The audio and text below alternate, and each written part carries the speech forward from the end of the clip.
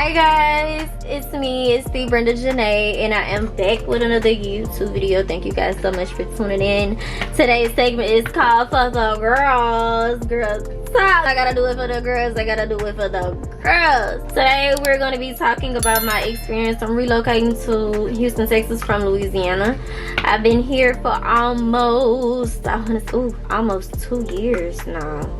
Isn't that crazy? Those who don't know me, I am low-key. I'm not a beginner in YouTube, but I'm low-key a beginner in YouTube because I'm inconsistent. But so a lot of people have been wanting to know how is my experience, how did I do it, and how's it going. So I did do some Q&As. So while I'm doing my Q&As, you guys are going to be getting ready with me while I do my makeup, and let's have a girl talk. Let's chat. I hope you guys have been doing well.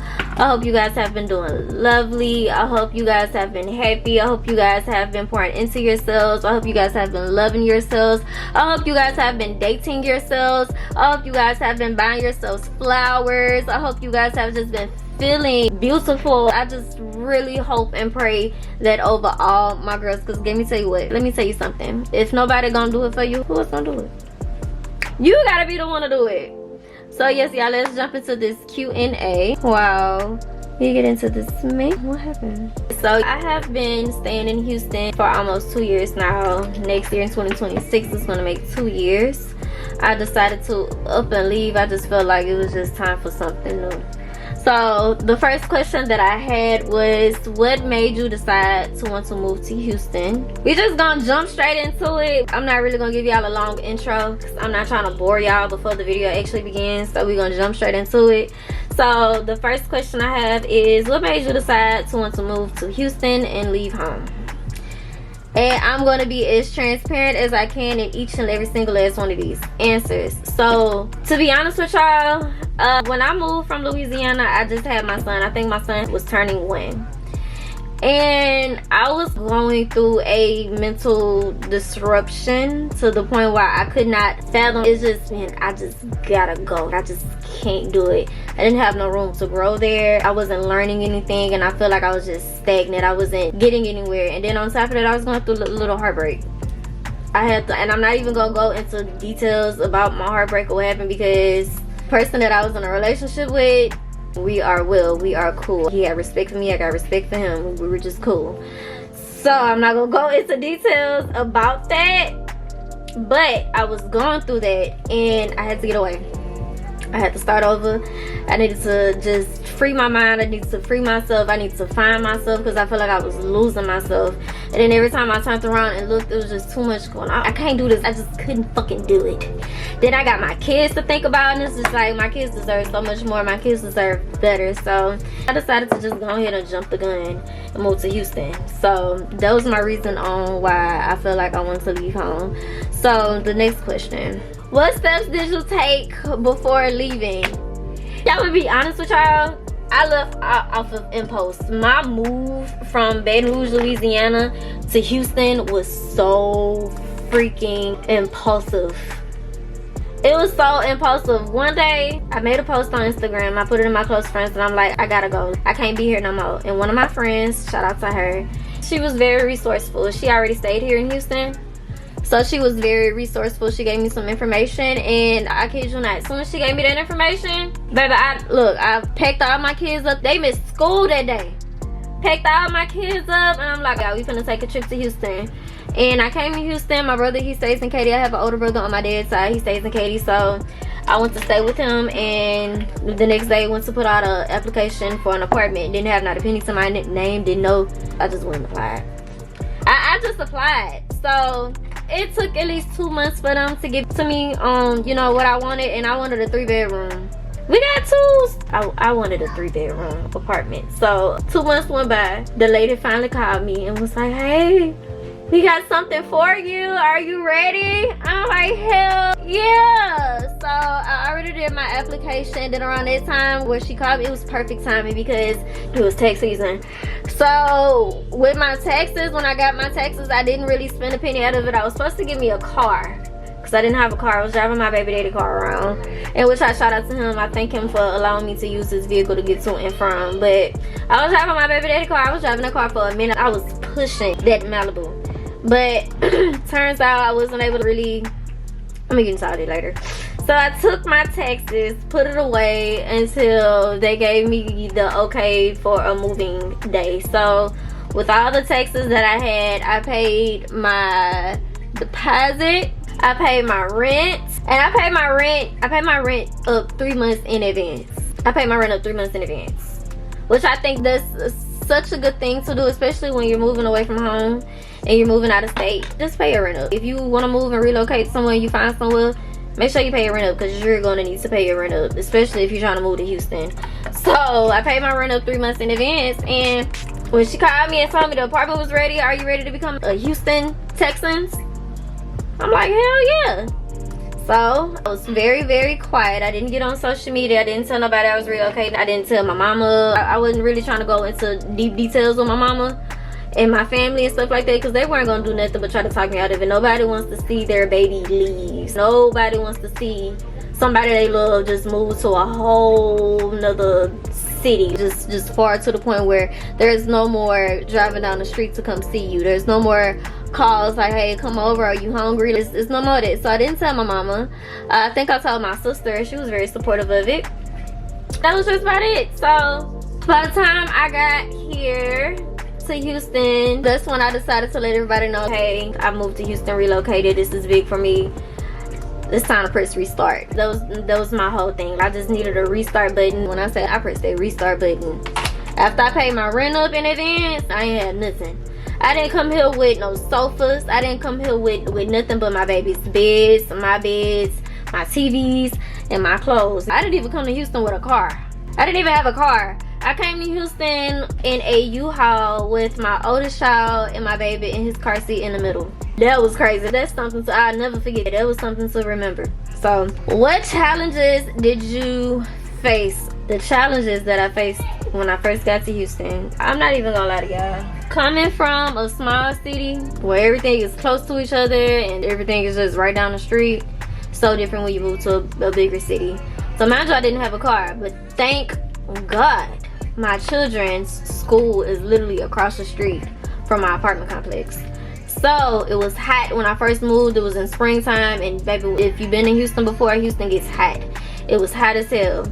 I was walking my children to school every day, because mind you, I didn't have a car. And I was looking at everybody in their cars on the side of the road during carpool. I'm like, damn, it must be nice to be able to sit in your car under some air conditioner.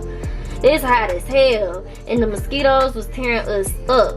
But that was one challenge. The next challenge that I was facing was finding a job. I initially came out here because I wanted to be an MUA. I came out here because I wanted to pursue my music career. I came out here and I wanted to do YouTube, which is what I'm doing right now. I wanted to do YouTube, I wanted to do makeup, and I wanted to do music, and I wanted to sell my art and put my art in the art galleries. That's what I wanted to do. That was the goal. But God had other plans, baby. God bust out laughing at me when he found out what my plans was.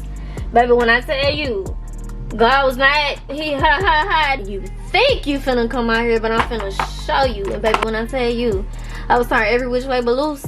I was turned my first 3, 4, 5 months of being here, I was turned every which way but loose. So being an MUA in Baton Rouge, I had a lot of clients. Everybody knew who the fuck I was in BR. Everybody knew. They knew me from being on the radio, they knew me from doing music, and they knew me from doing makeup. Everybody knew me. But when I got here, it's a bigger city, a lot more people, a lot more MUAs. Baby, I had to think twice. It was so hard to create a clientele out here. It was to the point where I was doing makeup for $20 just to get some faces in, just to get some promo in from other people, just to have that going, just to have something started up and going. It worked. I was booked up when I was doing them $20 faces. I was booked to the 10. I think that was after that ugly nasty storm. But after that, it was still slow. So I'm on Indeed. I'm putting in job applications after job application. I even applied for Starbucks. Starbucks out here in Houston pays $17 an hour. Baby, I was on there. Oh, 17. Let me get that. So I was applying for Starbucks. I was applying for work from home jobs because I didn't have a car. So I was just gonna do some work from home jobs. And I just didn't have no luck with finding a job. So one day I went to Burlington. This was after I got my sofa. I went to Burlington because I wanted to get some more stuff for the house. and I seen the hiring sign at Burlington, and I'm like, you know what, I'ma just apply for Burlington. Just don't, it look like they really need help up in here. And I already got experience in retail because I worked at Forever 21. I applied to work for Burlington. Y'all, Burlington was paying $10 an hour. Anything was better than nothing. Anything was better than just sitting around, not collecting a check. Anything was better than that. And so around this time, my baby daddy, we started getting along around this time. So he was like, you know what? I'm not using a car. I got a whole nother car. Just take the Malibu back. Just get the Malibu until you get on your feet. But you gotta pay that car insurance. So I went back to Louisiana, I got that Malibu, and I was able to get to work. Even though my job was up the street, I was able to get to work. And I just went there, and it was to the point, I feel like I was at a point, at a place where I was complaining a lot, and I just was feeling very uncomfortable here in Houston. I'm like, oh, I feel like I made a really huge mistake. And I was like, man, I thought I wanted to be here, but this is hard. I don't have no support system here. I had my brother here, but I didn't really have a good support system. I didn't have my mom. I didn't have nobody to call to go get my kids out of carpool. And then with me working at Burlington, I couldn't work at Burlington during the daytime because my son wasn't in daycare. So that was a really huge challenge for me, not being able to afford daycare because Burlington only paid me $10 an hour and they paid by the week. So I didn't have daycare, couldn't afford daycare. I couldn't go to work until it was the afternoon when my kids got out of school, and I was able to find somebody to watch them while I worked. So those was a few of the challenges that I faced. And let me tell y'all this story time, really quick story time. So one day, one of my closest friends, shout out to Kaylee, one of my closest friends decided to come visit me in Houston for a weekend. She came and visited. Houston is all about the nightlife. When I first came here, I'm like, oh, I'm finna go out, I'm finna go have fun, I'm finna go do stuff that I was never able to do in Louisiana. And we went out, and this is how I learned my lesson about the clubs out here in Houston. This was the last time I went to a club in Houston. Don't judge me, y'all, because I'm finna tell y'all some shit. Now, if you never seen this before, I'm gonna just warn you now. My homegirls wanted to go to the strip club. When I got to the parking lot and I seen the crowd that was outside, and I seen one of them dudes showing off an AR in the parking lot. He was showing off an AR, he was just showing it out. Popped his trunk, pulled it out. And I said, ooh. And I think he heard me say, ooh. And he said something. I'm like, all right, Kaylee, you know what? I'm gonna leave you with your homegirls. I love you. If you wanna meet up with me tomorrow, we can meet up tomorrow. I ain't staying here, I'm finna go home. So I dropped Kayla off at the door with her other friends that she came to Houston with. And I decided to go home. But I had to get some gas because I was running out of gas. And where I stay is 40 minutes away from every fucking thing. 40 minutes away from everything. So I stopped at the gas station to go get some gas. And I'm so used to people in Baton Rouge, Louisiana, everybody just showing good hospitality. You can talk to somebody at the gas station that you don't even know. It feel like you're talking to your auntie or your uncle. Everybody call you baby doll, you know what I'm saying? So it was an old man. I should have known better because this motherfucker had on jabots and a do-rag. But it was an old man out there, and he was talking to this other dude. And it was a big fat ugly nigga. He looked like Shamar by the face. It was probably Shamar daddy, I don't fucking know. But he stopped me and they was talking, but they was doing this little game on this little board. I guess it's like a little gambling game or whatever like that. This man was like, just try it out, you ain't gotta pay me no money, just watch how you can win it. So I was trying it without paying him in some money. And every time I picked the cup with the ball underneath it, I was getting it. And I was excited. I'm like, I got this. Baby, when I tell you, that wasn't the case. He said, give me this and I'ma flip this into this. Gave him 100, lost it, and my feelings was hurt. Walked out the store. The other dude that looked like somebody that came behind him, he followed me and was like, I guess he seen the money that I had, which is another fucking mistake. He seen the money, he seen me pull out some cash, and he wanted me to cash app him so he can give me the cash, that way he can have the money on his electronically. So he showed me the dollar bills, so I had to make sure it was real, because I didn't mind shit. You can cash at me, baby. I need this money to pay my rent any fucking way. So he showed me the ones and the blues, and I looked through it, and I seen it was real. I handed that man that money before he cashed at me, and that motherfucker said, if you want your money back, you gotta come see me. I got scammed out of $500 fucking dollars at the gas station. I need to drink for that one. Rent was fucking due, and I was already late. I'm working a job that paid me $10 an hour. I don't know what the fuck I was gonna do. My heart was, I couldn't do nothing but just sit there. Like, I just get robbed by a crackhead. I got robbed by a crackhead. I got robbed by an old man on a do-rag and some jabot with a City Trends button-down plaited shirt on. How the fuck did I live? That right there, I cried. I went home and I cried in my car. I don't even think I pumped my gas. I can't even remember if I pumped my gas or not. I went home, I sat in that parking lot and I cried. And I'm like, I'm finna go home. I'm finna go back home to Louisiana. I'm finna go back home. So that was another challenge that I faced. Anyways, we ain't getting sad today. Next question. What was the turning point for you? A turning point for me. One day, my kids was in school. It was just me and my son. And my lights got cut off. It got cut off. My light bill was a significant amount of money that I did not have. When your lights get cut off, you gotta pay both months together in order for you to get your lights cut back on. That wasn't the case with this one. My lights got cut off and I didn't have nothing but $14 to my goddamn name. And around that time, me and my baby daddy was into it. We was arguing behind some probably something so stupid that we probably gonna laugh about later. I don't fucking know. But I didn't have nobody to call, my daddy. I couldn't call my daddy. It was hurting me to try to call my mama because I didn't want my mama to tell me, I told you, you shouldn't have left, you shouldn't have went. And I didn't want to hear that from my mama. Like I didn't want to hear a bunch of I told you so. I didn't want to hear it. So I called my sister. I was crying on the phone. My sister decided to call my son's dad. Shout out to him because even though we was into it, he definitely sent me that money. And I was able to get my lights cut back on. And that right there, it made me feel some type of way because I couldn't call nobody else. And the person that I'm into it with, and we ain't saying eye to eye, it was a whole bunch of FUs and SMDs, and it was a whole bunch of that, and I couldn't. He sent me that fucking money, and I told myself, I said, you know what, I'm not doing this. And I was just so over. I was so low. I had to call my baby daddy to pay my whole. I'm grown. This is my headache. I decided to move here. Nobody forced me to move here. Why is anybody obligated to come fucking save me when it's a decision that I made? From that point on, I realized that a lot of things that had been happening to me was all my fault. I started taking accountability. That was a turning point for me when I started holding myself accountable and stopped pointing the finger at everybody else. Oh, this wouldn't have happened if this and that. I wouldn't have moved here if you wouldn't have did this or made me feel like this. I just stopped pointing the finger. I just started looking at myself, bitch. You gotta get it together.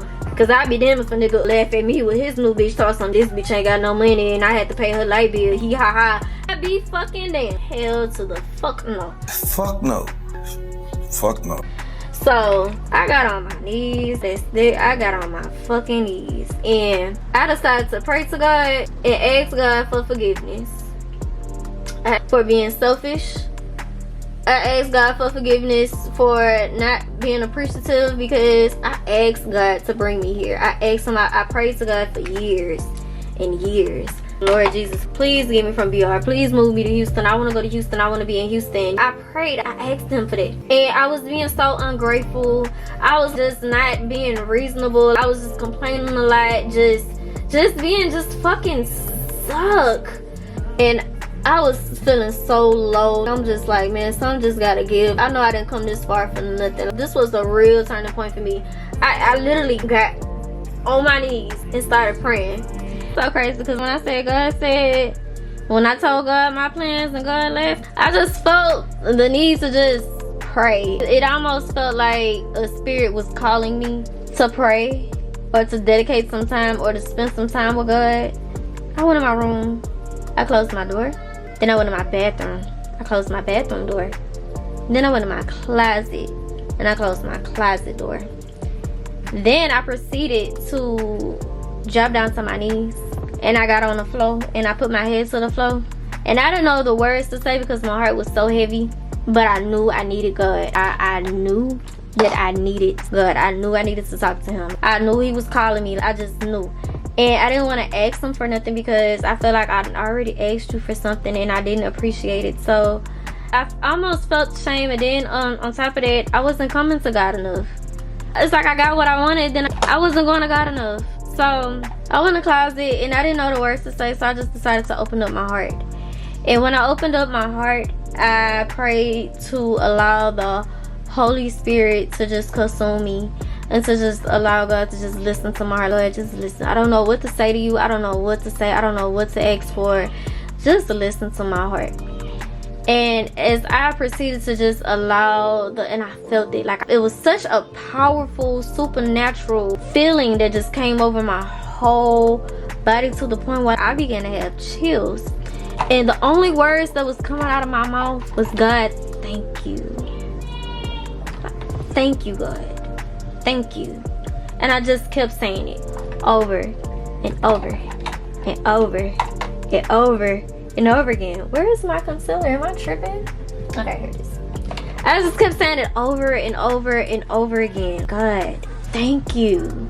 And once I started saying it and I started feeling God, that he hear me, I felt God's hands just touch my back like this. And I did this to my back, and I just felt his hands just touch my back.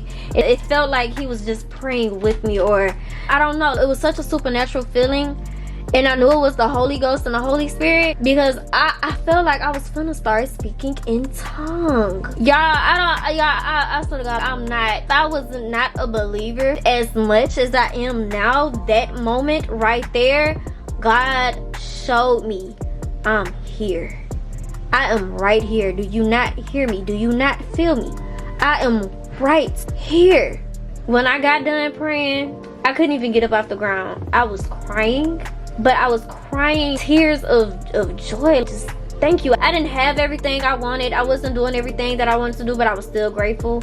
I couldn't get a car like I planned to with my income tax money, because all the money that I had for my taxes left over when I got here, I had to spend it on rent, food items, and being able to survive Ubers, because I didn't have it was gone. I didn't have nothing. But I was grateful because I did have a car. I had transportation. I had a job, even though my job was only paying me $10 an hour. My kids were in school. My kids are able to walk themselves to school. And I was able to work a job and still be able to do what I needed to do and get back home to my kids. I was just great. I was honestly grateful. And I feel like the moment God saw that I was grateful for what he blessed me with, because I felt like he needed to humble me. He needed to humble me in a way. I kid you not. I got a call that same night from someone, and I'm not going to say no names. I got a call the same night from someone who I know and someone who I love so very much. She was hiring, and it was a position in leasing. And she told me the schedule. She was like, you have to work Monday through Saturday. You can be off on Sundays. I get off at 6 o'clock every day. I'm like, I can do this. But I had to find a daycare for my baby. So I did what any adult would do. I called my baby daddy and told my baby daddy, I got a job interview and I want to get this job, but I need your help in putting my son in daycare. Can we get my baby in daycare?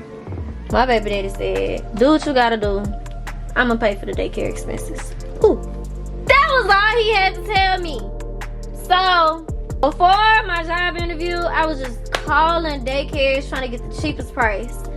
What's the cheapest price? And y'all, when I say y'all, daycares is so high out here, and out here they don't have child care assistance how they do in Louisiana, to the point where you can just apply and get you some child care. Hell no, baby, they got a waiting list. I've been on that waiting list for a year.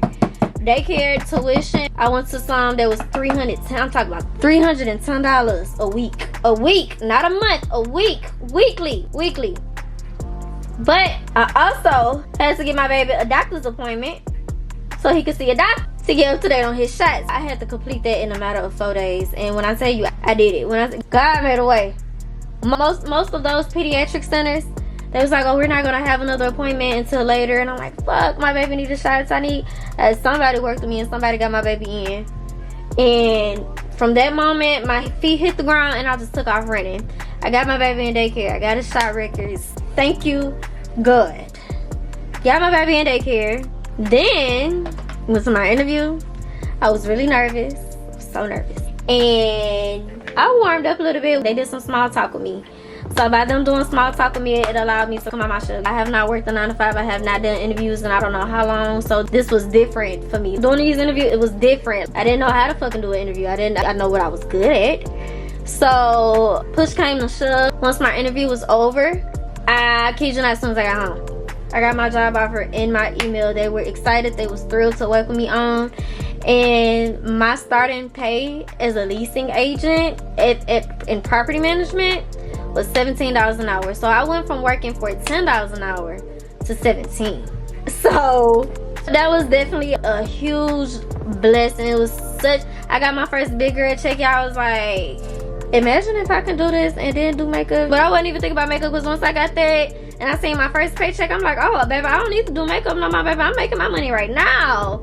So now that gets back to this question. When it comes down to being a single mom, how do you make life work with no support system? So the way I did it, and I will refer anyone who has kids that's looking to relocate, get all your ducks in a row. Make sure all your kids is up to date on their shots immunizations. Get them in school. Try to find a place to stay with a school that's close. Get your baby in daycare. Start there.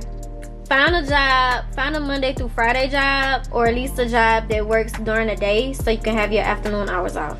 That makes it so much easier, because when I am at work, my kids are in school and my kids are allowed to walk home. My oldest, she's old enough to use her key and unlock the door and get in and lock the doors. And my baby, he's in daycare, so when I get off of work, I go to daycare and I get my baby. So it works, and it just worked out so perfect for me. My schedule is free, and then on top of that, I get some weekends off, so I don't have to worry about working weekends. I definitely don't have to worry about working my Sundays. I get to spend time with my kids. I'm not overly tired. I don't have a mixed schedule to put my sleep schedule is thrown off. I just don't have that. It just works so easy for me. When will you say life began to get better for you? Life began to get better for me the moment I got in my closet. I just said, pray to God, allow God to feel what I was feeling, allow God to just show me the way and just take control, and life definitely began to get better for me. Once I found that job that works for me and my kids, that was it for me. Everything just became so much easier, so much brighter. It was just a blessing. Are you making friends? I am making plenty of friends. I'm not even gonna lie, I am making plenty of friends in Houston. Well, no, I ain't. You know what? I did lie. I'm sorry. I take that back. I have a few friends, and I have some amazing friends I met, and I also have content creator friends that do content and streaming. Shout out to all of those. So I'm definitely making friends here. And then on top of that, where I work at, I meet people all the time, and some of my residents are my homegirls. Just cool people. So I'm definitely making friends. I surround myself with people who are on a mission to better themselves and to also be better people. And I feel like it's so important to surround yourself with those type of people, because when you witness somebody become better and pour to themselves, it just teaches you how to do that for yourself. So you just go about life a whole different way when you are hanging around people who's on the same type of time you are, and also people that you can learn from. You can't expect to hang around 6 bums and not expect to be the 7th. Imagine if you hung around 50 million fucking millionaires. You don't think you're gonna be the 40 million and 99? Huh? 50 and 1? So yeah, I feel like it's important to surround yourself with the right people, because once you surround yourself with the right people, then boom, baby, you on a roll. How do you find balance? Ooh, that's a good question. How do I find balance?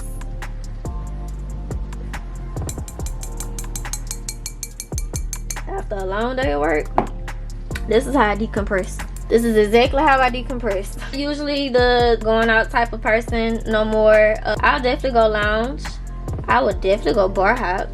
Bar hopping is my favorite thing to do. I just don't do the clubby club things no more. Definitely link with my friends, and we would go places. Like, we do karaoke nights and stuff out here. So, and I don't do that too often because, like I said, like, I'm mom, and sometimes I don't be feeling like getting out the house anyway. But sometimes I do have to find time to be Brenda outside of being a mom, and definitely outside of working. So The way I find balance is to definitely, you know, get out the house. And sometimes I'll definitely like, on my break, yeah, I'll go straight to Burlington, because Burlington is like not far from where I work. And I will buy myself something nice. Yes, I will buy myself something nice from Burlington. If it's a cup, a new household item that can go in my living room or my kitchen. My favorite color is gold to put in my house. So I definitely go treat myself to something nice. Go out with friends, go downtown. Oh my goodness, y'all, downtown. You gotta experience downtown. You just gotta experience this. Downtown is for the books, especially at night. And I didn't know how beautiful downtown was during the day either until I went not so long ago. I'm like, you know what, this is actually pretty freaking cool. So downtown is definitely a place where I love to go to find my balance. Yeah, I need to do my eyebrows. My eyebrows look terrible.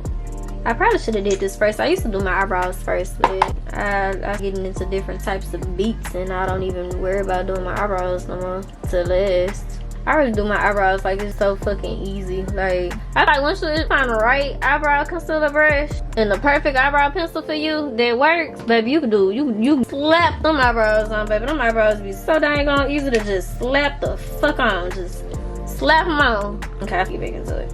Okay. Next question. Do your kids like it in Houston? My kids love it. I think my kids get a little homesick sometimes though, and they ready to go back to Baton Rouge sometimes and, you know, go visit their cousins and stuff. I think that's the only thing that they miss about Louisiana.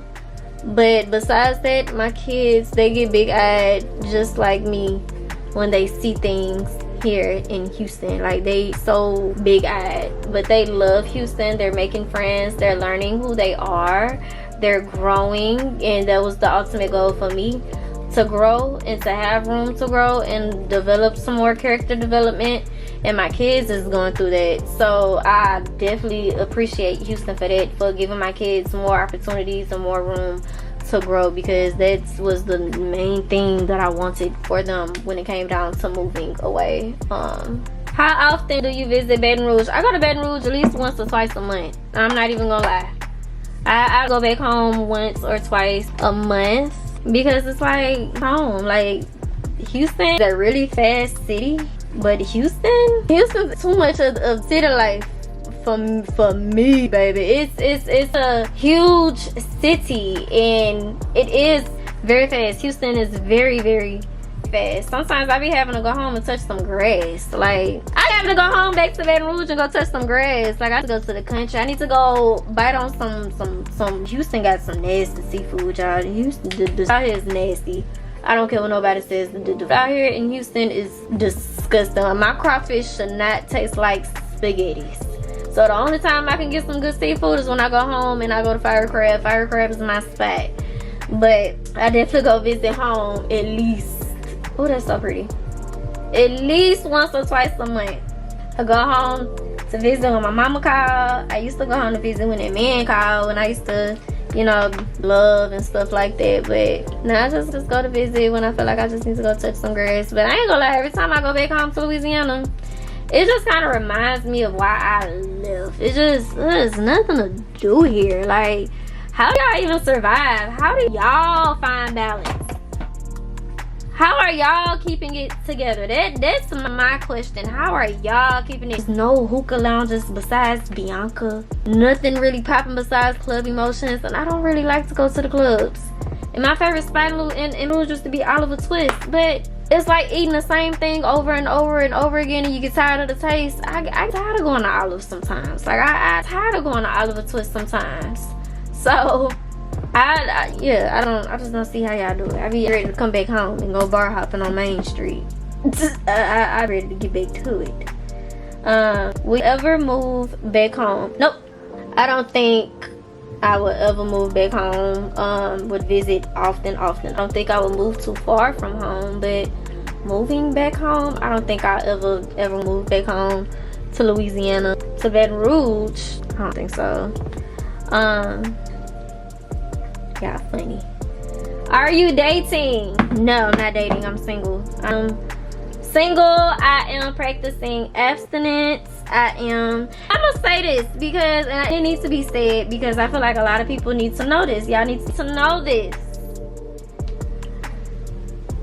When a man don't know what he wants, and I'm not talking about a specific man, I'm just speaking in general, I'm just put it out there.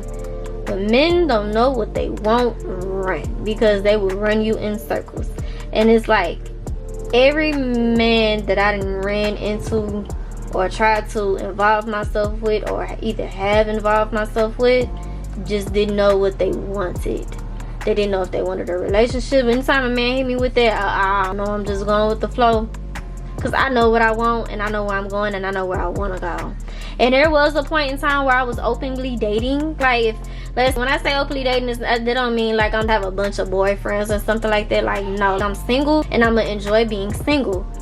But if you want to go on a date, if you want to get to know me, we can go on a date. We can go on a date. I'll let you get to know me. We can do that. Let me see how cool you are. I might like you. You know, you might like me. You know, like Brenda. You know, like every guy I ran into, just, you cute, but what else? What do? You sell drugs? Where do you work? Or you don't have a job? Okay. You text me at 4 p.m. What have you done? Just sleeping all day? Oh. Talked to one guy before. This man worked at Amazon. And I'll often hear him complain. And that is such a turn off for me when it comes down to a man and a grown man at that. Like, why are you complaining? Like, what? Why are we complaining? It's a job. Be grateful that you have one, first of all. Because not everybody is able and capable to have a job. And you are complaining. So I don't know, like, it's the dating thing. I tried to openly date and go on dates and get to know new people and stuff like that, but it's like, I don't know, I feel like maybe God is just calling me to be alone. Like, maybe it just needs my full undivided attention. Maybe God wants me to focus on what me and him talked about, and then I started dating. Maybe, like, I don't know, I just really haven't just been in the mood to just get to know nobody. I don't know. And then on top of that, men are funny.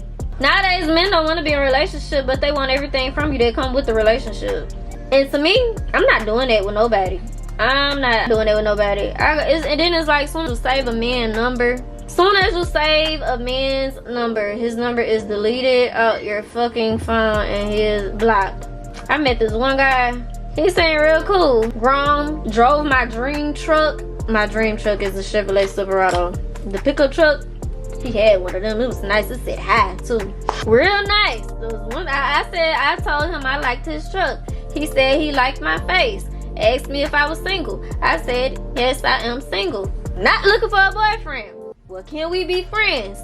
Sure. You tell a man you're not looking for a boyfriend. Let's just be friends.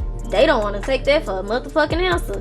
This man expressed to me how much he liked me. And you don't even know me like this, so now I know you want coochie. And then after that, the man told me, I'm going to just keep it a stack with you. I got a situation, but I don't got a situation. And this, that, and the third. And you know what that mean, right? You finna tell me that you got a girlfriend, and you also telling me that you like me. I told him, I said, you know what? That's cool. I appreciate your honesty. But I feel like you should work it out with your girlfriend. I said, if you is in a relationship and that girl is rocking with you, then you need to be rocking with her. You don't need to be texting me trying to get to know me. Cause I ain't gonna thank you for giving me the space to be honest, and I respect your wishes. I respect you. Ain't never finna hear from me again. I'm so sorry, sir. You was never. That man ain't never hear from me again. I met up with one guy to go get pizza, and we were having a good conversation. And the conversation was going good at first. And I don't know if that man was a little too lit, because he had a little tequila in his cup when I seen him. He was really good, charming looking dude. I'm talking about, he was in the gym. He was really good looking dude. This man looked me dead in my face and told me, I want to have sex with you. And I don't know if he said that because he was drunk, but it was just a little too straightforward for me. And like I said, I'm not having sex with nobody. That man ain't never heard. I don't got no coochie to give nobody. Men in Houston is weird. And I feel like the men in Houston, it's hard to do. If you looking for love, make sure you already have love before you get here. Make sure you move here with your person, because trying to find love and date in Houston is just not gonna work, because it's so many people from everywhere of the country that moved here and they want to experience as many people as they can, and that's exactly what they are doing. So if you want love and you looking for love and you want to move to Houston or you want to relocate, make sure you move somewhere and you already have somebody before you make the decision to move, because you is not gonna find it, especially damn sure not in no motherfucking Houston. Them niggas don't want love, them niggas want coochie. So no, Brenda not dating. I'm not dating nobody. Not rushing love. I'm not looking for love. I just feel like I want to wait until God bless me with somebody that works for me. So no, Brenda is not dating at all. What's next for Brenda? What is next for your girl? So I recently soft launched my clothing brand, and if you know that I'm an artist, and all my paintings that I ever did, I feel like there's too many modes, but I want to make it look dramatic. All my paintings that I ever did, I'm putting them on my clothes, and still in property management at the moment, and I've gotten 2 promotions with working with the company. I believe the company has realized the core value that I have and how great of an asset that I can be with them. So they made me from leasing agent to community relations representative, and I'm not even gonna tell y'all what my salary is, but that mug is a pretty nice penny, baby. I was able to get me a new car. I'm able to pay my bills on time. I'm ready to do everything. Everything is just looking so freaking beautiful for me. So as a community relations representative, I travel to different properties as well, and I help out with their leasing, and they're also their property managers, and I also train their leasing agents sometimes on marketing, on how to market, because I've been doing, you know, stuff for like 8 years. I ran my own business for 8 years. The only way I was able to get paid is if people came and get their makeup done. So I had to market, I had to brand. I had to figure out ways, how am I gonna attract my clients? Like, how are we gonna do this? So I took those skills and started applying them to my job, and now I run marketing workshops with all 22 of my properties, and I teach them how to market. I teach them how to do TikToks. I teach them how to create flyers. I give them the resources, and that's pretty fun. So I'm not gonna tell y'all the other thing that I'm working on, because I really just want to pop out with it.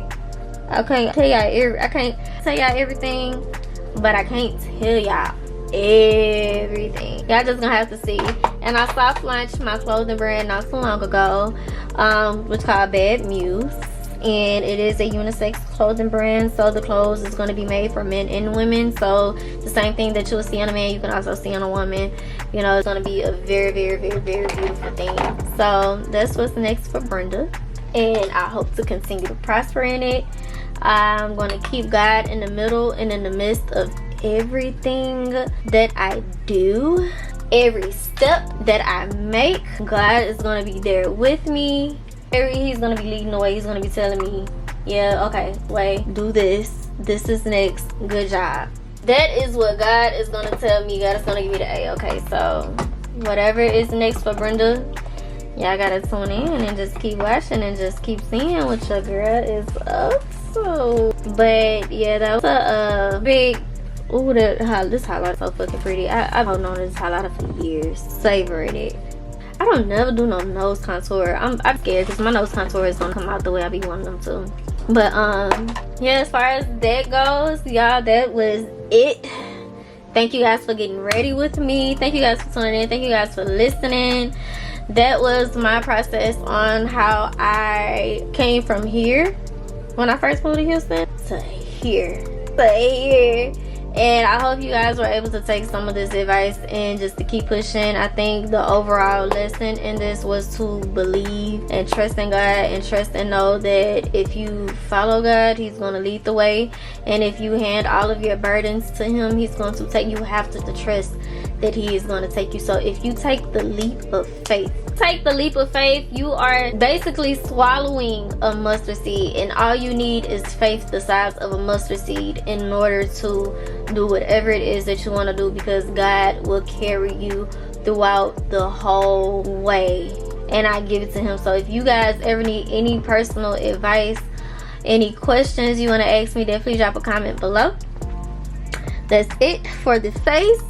And I think my face is eating really. I need to see this. I need to see this up close and personal. It's so freaking cute. I don't know if y'all can see it. Oh, this camera it don't do no justice. It's so cute. Oh, y'all can spray my dang on face. Hold on. Yeah, spray that face down. I love a good dewy look too, though. Yeah. The beach, y'all. Thanks for tuning in. This is your girl Brenda Janae. If you're not already a subscriber, go ahead and click that bell and subscribe. Let me set my camera because my arm hurts. Thank y'all for watching, and thank y'all for tuning in. Thank you guys so much for the Girl Talk for the girls. And I can't wait until next time, because y'all, we gonna do this more often. We just gonna sit down and we just gonna skip. But if you are new here, I appreciate you for tuning in. If you want to go ahead and click that bell and subscribe to your girl YouTube channel, follow me on Instagram at the Brenda Janae. Follow me on TikTok at the Brenda Janae. Follow me on Apple Music, Beta Artists. You know what I'm saying? Even I ain't got no more to get all down, but y'all gotta tune in and just tap in and keep up with me. I love every single last one of you. I love you down. I love you to death. And I can't wait to see you guys again next time. This was fun. Thank you guys so much. Until next time. Bye.